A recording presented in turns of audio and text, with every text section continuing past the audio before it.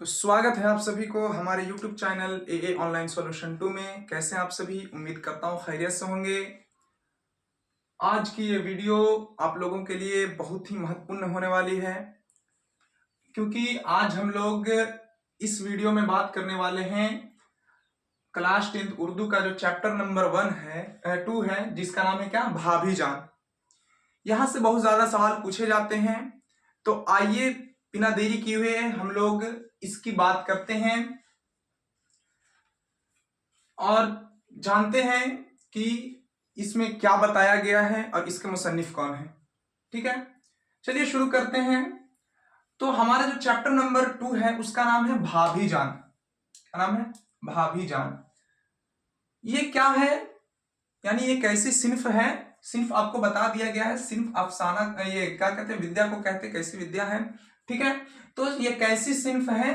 तो ये एक अफसाना है। बोलिए अफसाना क्या होता है? तो जो किस्सा कहानी होती है उसी को क्या कहते हैं? अफसाना कहते हैं। क्या कहते हैं? अफसाना। ठीक है, तो भाभी जान का ताल्लुक किस सिन्फ से है? तो ये अफसाना से इनका ताल्लुक है। ठीक है, ये कैसी सिन्फ है? तो अफसाना है। समझ में आई बात? यानी किस्सा कहानी है। इसके जो मुसन्निफ हैं, लेखक हैं, वो कौन है? सुहेल अजीमाबादी। इससे पहले हम लोग आगे देखते हैं, कुछ महत्वपूर्ण चीजें हैं इधर। ठीक है, देखिए यहाँ पे ये जो अफसाना है, मुख्तसर अफसाना है, मतलब छोटी कहानी है। ये शुरुआत कहाँ किया गया था लिखने के लिए और हमारे पास कहां से आया है?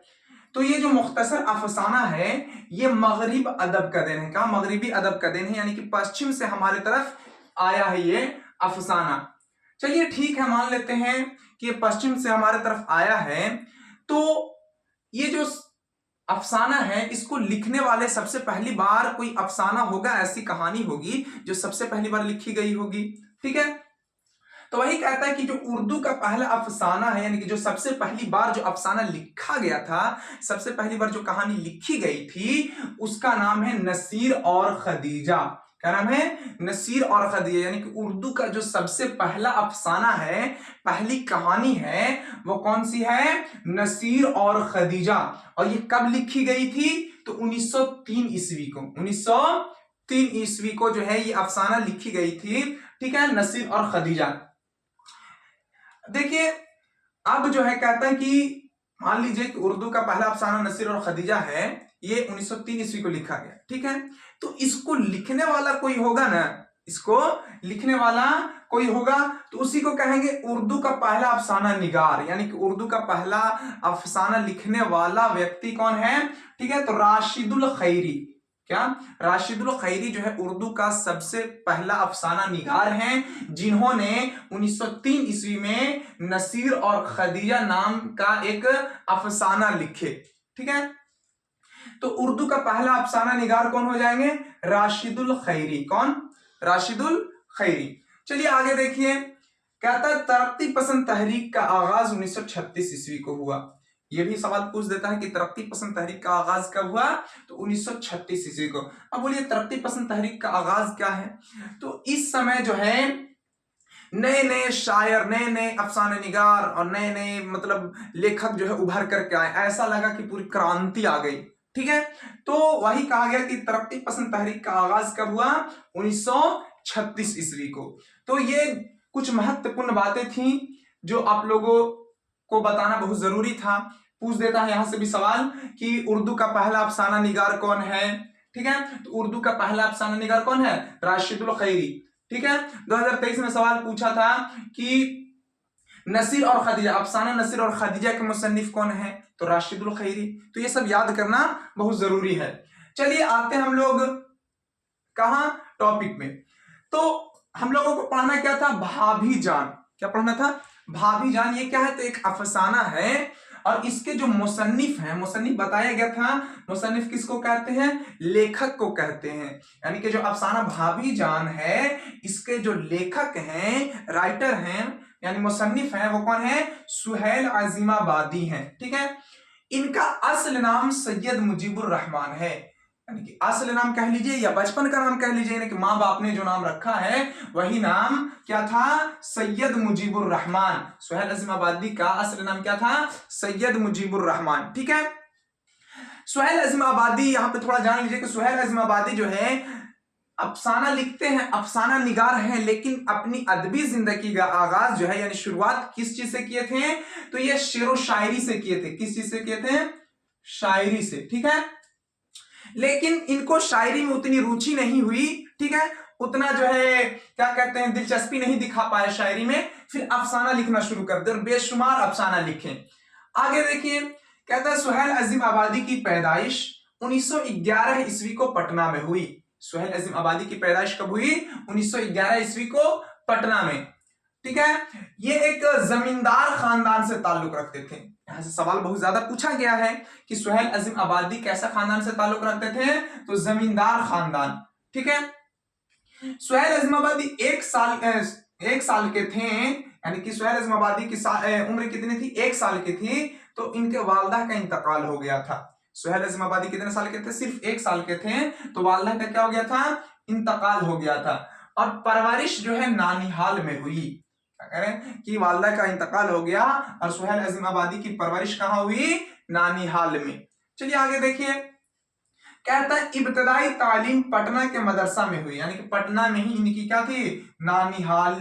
ठीक है, नानिहाल इनका कहां था, पटना में, तो इनकी इब्तदाई तालीम कहां हुई, पटना के मदरसे में। ठीक है, जाहिर सी बात है कि परवरिश कहां हुई, नानिहाल में, वहीं पले बढ़े हैं, तो वहीं से नहीं इब्तदाई तालीम और तरबियत होगी। तो सवाल इस तरह से भी पूछ देता है कि सुहेल अजीम आबादी की इब्तदाई तालीम किस मदरसे में हुई, तो पटने के मदरसे में। ठीक है, सुहेल अजीम आबादी की इब्तदाई तालीम कहां हुई, तो ऑप्शन में हो सकता है नानिहाल भी दे दे, तो नानिहाल में, ये भी याद रखिएगा।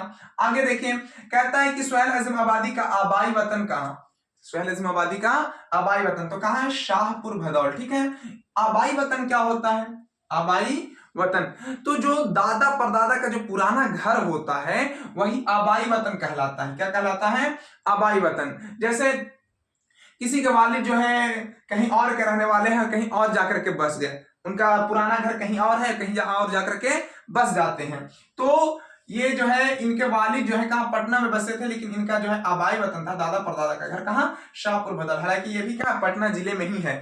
ठीक है, आगे देखिए, मुलाजमत, यानी कि सुहेल अजीम आबादी किस चीज की मुलाजमत की है, तो all India radio. All India radio ये क्या होता है, तो ये जो अखबार वगैरह होता है, यानी कि जो समाचार पत्र वगैरह होते हैं ना, तो उन्हीं में जो आवाज देने का काम होता है, ठीक है, उसी में इनकी क्या हुई, मुलाजमत लगी, नौकरी लगी। ठीक है, मुलाजमत के सिलसिले में इन्हें कहा, दिल्ली में रहना पड़ता था, यानी कि सुहेल अजीम आबादी मुलाजमत के सिलसिले में कहां रहते थे, दिल्ली में। यहां से सवाल पूछा गया है कि सुहेल अजीम आबादी अपनी मुलाजमत के सिलसिले में कहां रहते थे, तो सुहेल अजीम आबादी अपनी मुलाजमत के सिलसिले में कहां, दिल्ली में रहते थे। ठीक है, रोजनामा अखबार साथी, देखिए यहां पे क्या है, सुहेल अजीम आबादी के एक रोजनामा अखबार था, यानी कि रोजाना निकलने वाला अखबार, समाचार पत्र। ठीक है, उसका नाम था साथी। ये भी सवाल पूछा गया है कि सुहेल अजीम आबादी ने एक रोजनामा अखबार का इजरा किया, यानी कि एक रोजनामा अखबार निकाले, जारी किए, उसका नाम क्या था, तो साथी। ठीक है, सुहेल अजीम आबादी 5-7 वर्षों तक उर्दू की तरवीज अशात का काम कहां जाकर के किए थे, तो छोटा नागपुर में। देखिए 2025 में पूछा गया सवाल है कि सुहेल अजीम आबादी 5-7 वर्षों तक उर्दू की तरवीज अशात का काम कहां जाकर के किए थे, तो छोटा नागपुर में। ठीक है, यह भी याद रखिएगा। आगे देखिए, कहता सुहेल अजीम आबादी के अफसानी मजमूए, पहला का नाम है चार चेहरे, दूसरा का नाम है इलाव, तीसरा का नाम है आदमी के रूप। ठीक है, सुहेल अजीम आबादी के अफसानी मजमूए थे चार चेहरे, इलाव, आदमी के रूप। अब बोलिए अफसानी मजमुआ क्या होता है। ठीक है, मान लीजिए कि बहुत सारे अफसाने को एक जगह करके किताबी शक्ल में कर देते हैं, उसे क्या कहते हैं, अफसानी मजमुआ, यानी कि बहुत सारी किस्सा कहानी की किताब को क्या कहते हैं, अफसानवी मजमुआ कहते हैं। ठीक है, यानी कि अफसानों की किताब को ही क्या कहते हैं, अफसानवी मजमुआ कहते हैं। तो 3 मशहूर जो है सुहेल अजीम आबादी के अफसानी मजमुए थे, पहला का नाम था चार चेहरे, दूसरा का नाम था इलाव, तीसरा का नाम था आदमी के रूप। ठीक है, ये याद रखिएगा। इनका नाविल था बेजड़ के पौधे। नाविल क्या होता है, तो नाविल भी एक किस्सा कहानी की ही तरह सिर्फ होती है, जिसमें इस्लाह किया जाता है, इस्लाह मुआशरा के लिए लिखा जाता है। ठीक है, यानी कि किसी की ऐसी कहानी लिख देना किसी के बारे में कि वो जो है नेक रास्ते पर चले। ठीक है, उसी में नाविल में ये किया जाता है।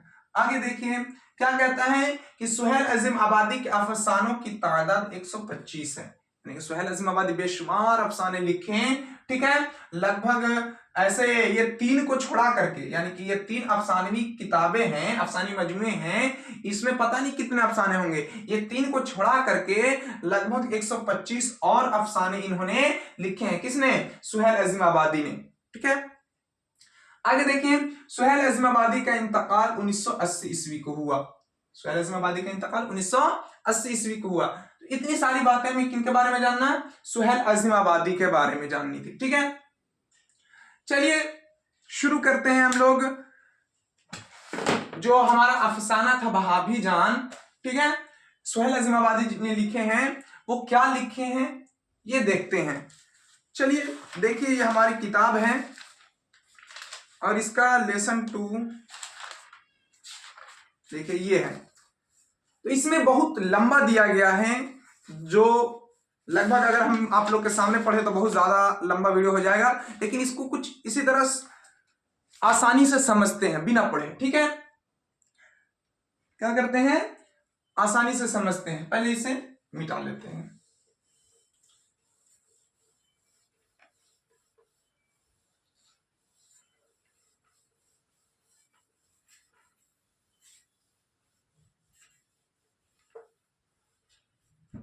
हाँ, इसके मुसन्निफ कौन है? सुहेल अजीम आबादी। सुहेल अजीम आबादी। ठीक है, तो ये जो क्या है? अफसाना है, भाभी जान। इसी तरह पता चल रहा होगा किसी के भाभी होंगे, किसी के, है कि नहीं? तो ये इसके जो मरकजी किरदार है, अब बोलिए ये क्या होता है? ठीक है, मरकजी किरदार रुकैया भाभी। रुकैया भाभी, मुझे मरकजी किरदार क्या होता है? तो मेन एक्टर। ठीक है, यानी कि मेन किरदार। ठीक है, किसका है? तो रुकैया भाभी का। ये देखिए, रुकैया भाभी इस अफसाने का मरकजी किरदार है। और इनके जो देवर थे, क्या देवर का नाम था? अख्तर। क्या नाम था? अख्तर। ठीक है, सुहेल अजीम आबादी लिख रहे हैं अफसाना। अफसाना भाभी जान के जो मरकजी किरदार है रुकैया भाभी हैं, और रुकैया भाभी के देवर का नाम क्या था? अख्तर। अब शुरू करते हैं कहानी। अख्तर जो है अपनी भाभी के यहाँ, क्योंकि यहाँ अपनी भाभी यानी रुकैया भाभी के यहाँ 2-4 दिन के लिए गए थे कुछ काम से। ठीक है, वहां कुछ काम से गए थे, लेकिन जब वहां अख्तर गए अपनी भाभी के यहाँ, तो उनको इतना मसरूफ देखें, इतना बिजी देखें, ठीक है ना, कि अपना पूरा काम कह नहीं पाए। ठीक है, वहां जो है रुकैया भाभी बेशुमार जो है जिम्मेदारी का बोझ उठाते रहती थी, क्योंकि इनके जो शौहर थे, इनके शौहर जो थे वो क्या थे? सियासतदां थे। सियासतदां यानी कि राजनीतिक वगैरह करते थे। इसके वजह से जो है इन्हें, इनके शौहर को, रुकैया भाभी के शौहर को क्या बार बार जेल जाना पड़ता था। रुकैया भाभी के शौहर को बार बार जेल जाना पड़ता था। किसकी वजह से? सियासत की वजह से। तो इससे क्या होता था कि रुकैया भाभी के ऊपर और ज्यादा जिम्मेदारी बढ़ जाती थी। रुकैया भाभी के ऊपर और बार बार जो है शौहर जेल में है, तो बाहर के जो अखराजात हैं उसको पूरा करना है कि नहीं करना है। तो क्या इसकी वजह से इनको और ज्यादा परेशानी बढ़ जाती थी। ठीक है, तो रुकैया भाभी क्या किए कि ये एक कॉलेज में क्या हुए? लेक्चरर हो गई। क्या कॉलेज में लेक्चरर हो गई, और कॉलेज से इनको कितना? कॉलेज से लगभग क्या 400 रुपया महाना मिलता था। 400 रुपया हर महीने मिलता था। और एक लड़की को ट्यूशन पढ़ाती थी, जहां से 50 रुपया मिलता था। 50 रुपया ले देकर के यही इनका जो है आमदनी था। लगभग 450 रुपया हर महीने इनको, इनकी आमदनी थी। और खर्चा बहुत ज्यादा था। ठीक है, खर्चा बहुत ज्यादा था। इनका और बच्चों का खर्चा रहता तो अलग सी बात है, लेकिन रुकैया भाभी को एक अलग अंजुमन में, कमेटी में और क्या बहुत सारे जुलूस वगैरह होते थे, उनमें जो है इन्हें पैसा अदा करना होता था। इसके साथ साथ रुकैया भाभी के ऊपर बहुत ज्यादा जिम्मेदारियां थी, सुबह बहुत ज्यादा काम में मसरूफ रहती थी। सुबह सवेरे उठ करके बच्चों को नहाना धुलाना, उन्हें स्कूल भेजना, उसके साथ साथ फिर कॉलेज चले जाना, कॉलेज में जो है वहां काम करना, उसके साथ फिर जो है कॉलेज से घर आकर के क्या करते, खाना बनाना, उसके साथ ही क्या कि बच्चे को ट्यूशन पढ़ाना, और फिर क्या लिखते थे जब इन्हें फुर्सत मिलती थी तो क्या खत भी लिखा करते थे। क्या लिखा करते थे? खत भी। ठीक है, तो यहां से सवाल पूछता है कि जब रुकैया भाभी को फुर्सत मिलती थी वो कौन सा काम क्या करती थी? तो खत लिखा करती थी। ठीक है, इसके साथ साथ जो है क्या कहते हैं, रुकैया भाभी की जो शौहर थे उन्हें जेल हो जाता था, तो रुकैया भाभी इस गम को भी बहुत हंस हंस के भुला दिया करती थी। इस कहानी में यही सब बातें पूरी बताई गई हैं। और रुकैया भाभी एक लड़की की तालीम का खर्च भी बर्दाश्त करती थी, जिसका नाम था शिम्मी। क्या नाम था? शिम्मी। शिम्मी बहुत गरीब लड़की थी, और गरीब होने के साथ साथ ये क्या पढ़ना चाहती थी, तो रुकैया भाभी जो है शिम्मी का क्या मदद किया करती थी, उसके पढ़ाई में जो है मदद किया करती थी। और शिम्मी जो है रुकैया भाभी की मदद से ही जो है क्या हुई कि पढ़ पा रही थी। एक दिन ऐसा हुआ कि शिम्मी जो है शाम के वक्त रुकैया भाभी के पास आई और बोली कि मुझे जो है मेरे भाई के एमए का फीस अदा करना है, ठीक है, और पैसों का इंतजाम नहीं हो पाया है। तो रुकैया भाभी जो है शिम्मी को अपनी बेटी, हाँ इनके जो है रुकैया भाभी के 3 बच्चे थे। कितने बच्चे थे? 3 बच्चे थे। ठीक है, 3 बच्चे थे। तो जब शिम्मी आई घर और बोली कि मेरे भाई के एमए का फीस अदा करना है और पैसों का इंतजाम नहीं हो पाया है, तो रुकैया भाभी क्या किए कि जो है इनके बेटी थी जिसका नाम था रेहाना, रेहाना नाम था बेटी का, उसके लिए जो है 2 दिन पहले सोने की चूड़ी खरीद करके लाए थे, जिसको रेहाना सिर्फ एक बार पहनी थी। कितने बार? एक बार सिर्फ पहनी थी। वही जो है रुकैया भाभी क्या किए कि शिम्मी को जो है रेहाना की जो सोने की चूड़ियां थी वो शिम्मी को दे दिए। ठीक है, तो यहां से सवाल पूछता है कि रुकैया भाभी किस लड़की की तालीम का खर्च खुद बर्दाश्त करती थी और क्यों? तो रुकैया भाभी शिम्मी नाम की लड़की की तालीम का खर्च बर्दाश्त करती थी क्योंकि वो गरीब लड़की थी और वो पढ़ना चाहती थी। ठीक है, तो ये सारी बातें बताई गई है इस कहानी में, और इस कहानी में एक बताया गया है कि चाहे आपके पास जितनी भी परेशानियां हों, जितनी भी मुसीबतें हों, उसे भूल करके जो है अपनी जिंदगी क्या खुशी खुशी बिताएं। यही सारी बातें जो हैं इस कहानी में बताई गई है। चलिए देखते हैं, इसका क्वेश्चन आंसर कर लेते हैं।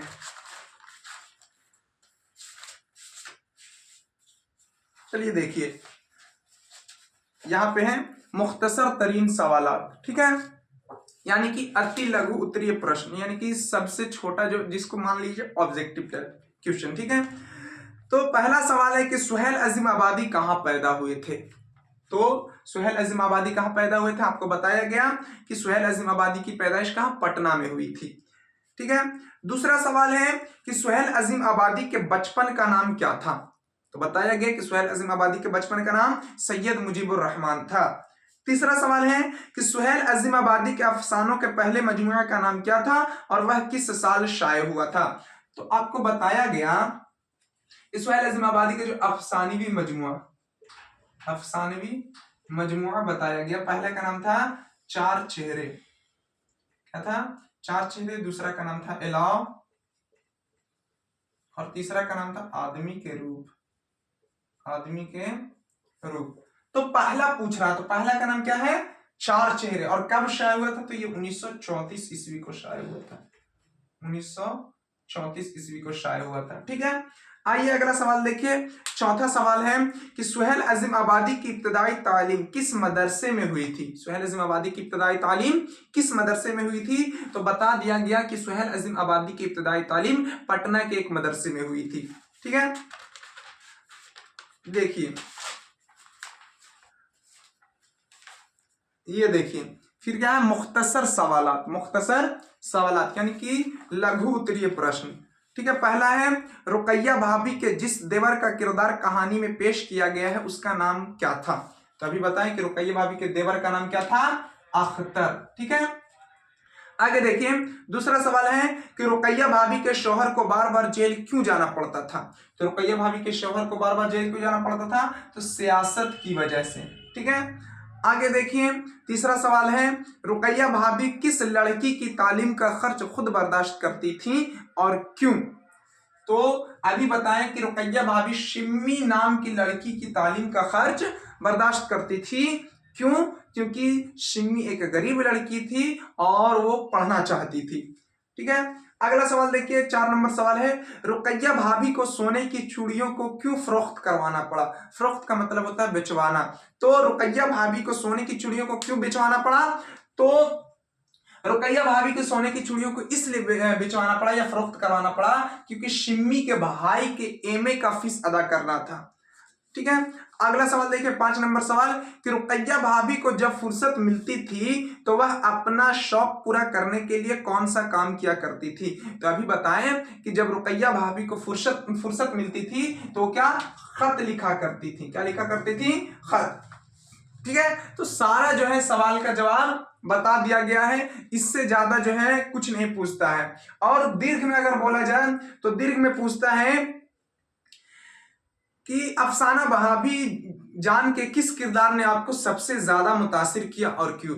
ठीक है, तो लिख सकते हैं किनके बारे में, रुकैया भाभी के बारे में लिखेंगे कि अफसाना भाभी जान का किरदार, मरकजी किरदार रुकैया भाभी के किरदार ने हमें सबसे ज्यादा क्या किया, मुतासिर किया, प्रभावित किया, क्योंकि उन्होंने पूरी मुसीबत को, पूरी परेशानी को जो है झेला और जो है ये बताया हमें कहानी में कि चाहे आपके पास कितनी भी मुसीबत हो, कितनी भी परेशानी हो, लेकिन उससे पीछे नहीं हटना चाहिए, उसका डट के सामना करना चाहिए। ये सारी बातें जो है कहानी में बताई गई है, तो आराम से लिखा जा सकता है। ठीक है, और इसका जो है ऑब्जेक्टिव और सब्जेक्टिव क्वेश्चन हम लोग नेक्स्ट वीडियो में देखेंगे। ठीक है, और इसी तरह के वीडियो देखने के लिए हमारे YouTube चैनल से जुड़े रहें और बेहतरीन तैयारी करें। ठीक है, चलिए मिलते हैं नेक्स्ट वीडियो में, तब तक खुदा हाफिज। अगर चैनल पर नए हैं तो चैनल को सब्सक्राइब कर दें।